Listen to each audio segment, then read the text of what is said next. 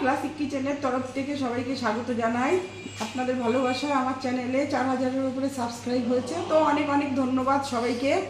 ছোটদের ভালোবাসা ও বড়দেরকে প্রণাম জানাই। আর আমার রান্নাগুলো ভালো লাগে তো লাইক কমেন্ট শেয়ার করবেন, আর অবশ্যই সাবস্ক্রাইব করতে ভুলবেন না।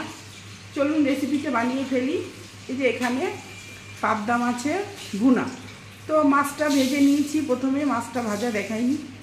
আর এইখানে এই সব মশলা, সাদা সর্ষে, কাঁচা লঙ্কা 10টা, আদা 1 চামচ, দই আছে, টক দই, আর আছে এই মাছের মশলাটা এখানে আমি পেস্ট করে নিয়েছি।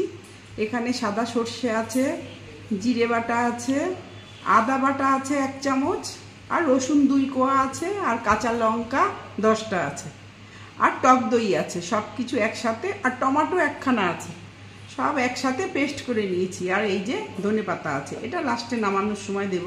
তো চলুন রান্নাটা শুরু করি। এই যে ফ্রাই প্যানে তেল দিয়েছি, এই যে ফোড়নটা দিয়ে দিলাম।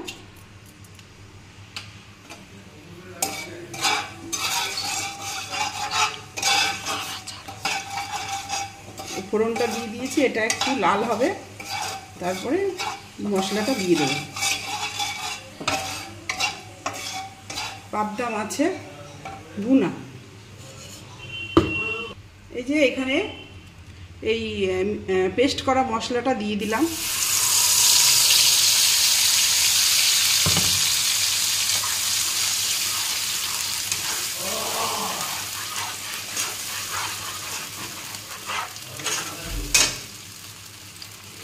হলুদ দিলাম 1 চামচ,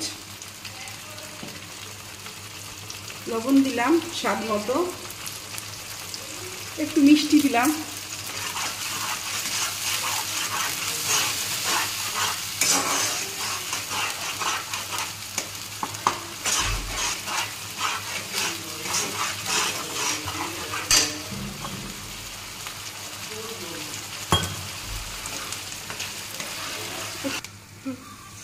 এই যে আমার মশলাটা ভাজা হয়ে গেছে।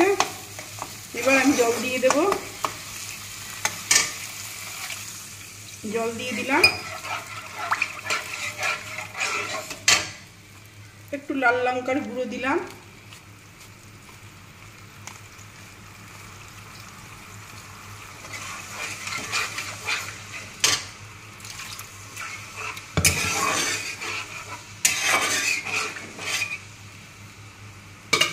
একটু জল দেবো।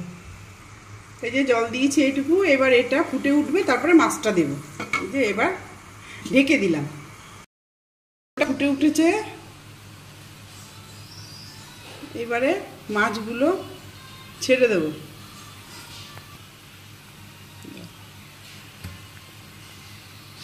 এই যে মাছগুলো ছেড়ে দিচ্ছি।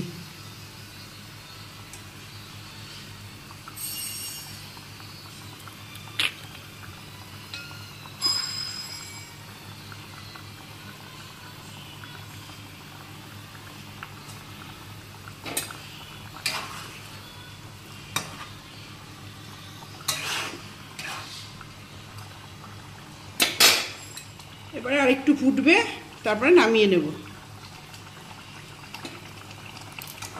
এই যে আমার পাবদা মাছের ভুনা রান্না হয়ে গেছে। এবারে ধনেপাতা কুচি দিয়ে দিলাম।